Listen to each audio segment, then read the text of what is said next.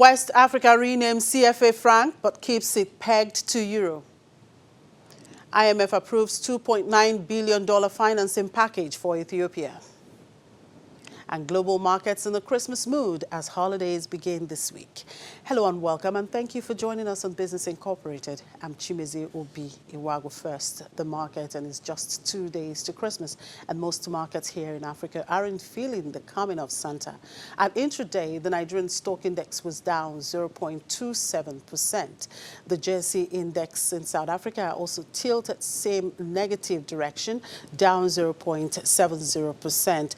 On the other hand, Egypt looked up marginally, 0.07%. Kenya closed in the positive on Friday.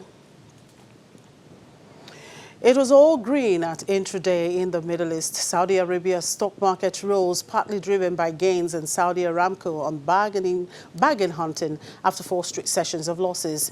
Saudi Arabia's key stock index was up 0.73%, heading for a 7th consecutive session of gains. In Qatar, the index traded up 0.39%. The market rose in the previous 2 sessions after Qatar last week presented its biggest budget in 5 years. In the UAE, Abu Dhabi's index was up 0.71%, with market heavyweight First Abu Dhabi Bank gaining 0.7%, while National Bank of Ras Al Khaimah rose 2.4%. Dubai's index edged up 0.70%, with Dubai Islamic Bank and Emirates MBD advancing 0.7% and 0.4%. And major markets in Asia were subdued in Monday trade, even amid greater optimism for U.S.-China relations. Mainland Chinese stocks tumbled. The Shanghai Composite fell 1.40% to close at 2,962.75, while the Shenzhen Composite dropped 1.92% to 1,667 points. Hong Kong's Hang Seng Index was flat in its final hour of trade. China on Monday said it will lower import tariffs on over 850 products from January 1, including frozen pork as well as some information technology products starting July 1.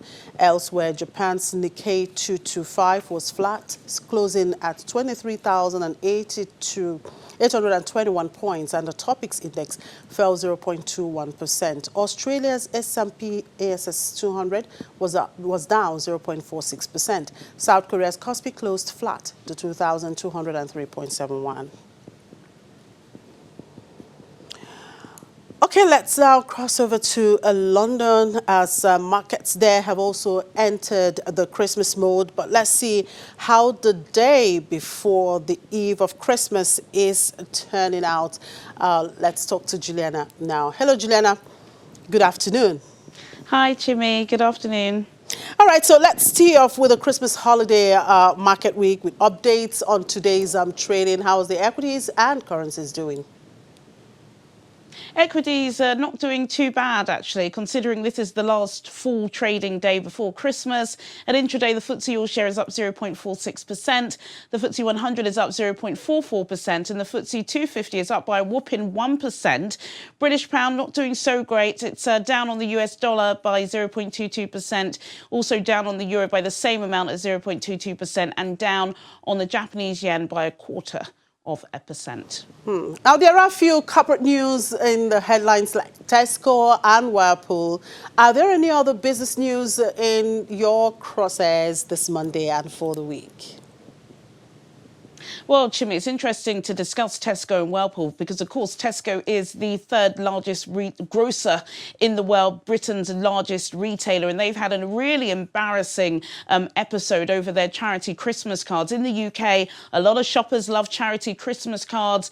On average, Tesco give out £300,000 a year. That's just how important they are. And of course, a 6-year-old girl found a note from an inmate at a Shanghai prison who basically said that, you know, they're being overworked, starved, and they need them to contact human rights. So it's an embarrassing episode that we have seen happen here in the UK. It's happened with Primark. It's also happened with Sainsbury's. Tesco said they won't be taking any more cards from that company pending an investigation. But also, you know, we are in the season for Christmas and shopping, and we do discuss on your show regularly, Chimmy, just how the high street is declining. We had UK retail sales last week telling us that it's actually on a 6-year low, retail figures. And the Times, they have reported that apparently online retail is also struggling. Apparently there are about 8,000 online retailers that are based in the UK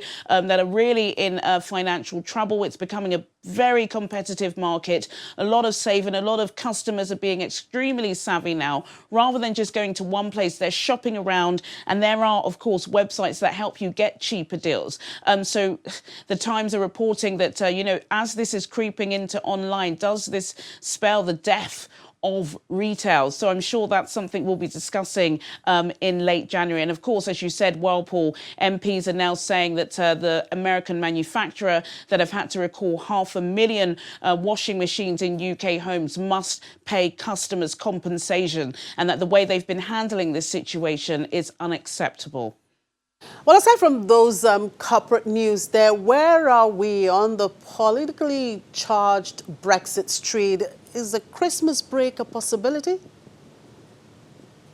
Well, a Christmas break is a possibility. We haven't heard any sound bites from the Prime Minister Boris Johnson as of yet. But of course, Brexit still continues. And a lot of political analysts are now shifting their focus away from Westminster solely on Brussels. We know that Boris Johnson last week, during the state opening of Parliament, made it a legal requirement that the UK must leave the EU and the transition period will not go beyond December the 31st, which means the EU 27 have just 11 months to try and ratify some sort of trade deal with Britain. And there are commentators that are suggesting this is going to be a very sore issue between the EU 27, because, of course, we know there's countries with great sizes. You've got the giants like Germany and France, and there are some who have smaller economies, and they will want to maintain their own specific, unique relationship with Britain. So they have until February the 1st, so just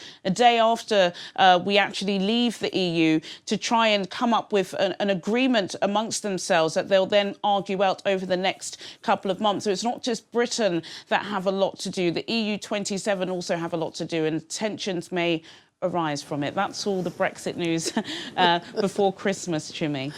All right, and I guess you're already in a Christmas mood, and your holiday begins from now. So I hope to see you on the 27th, right? Merry Christmas, Juliana. Merry Christmas, Chimmy. Merry Christmas to the entire business team. Thank you. You're welcome.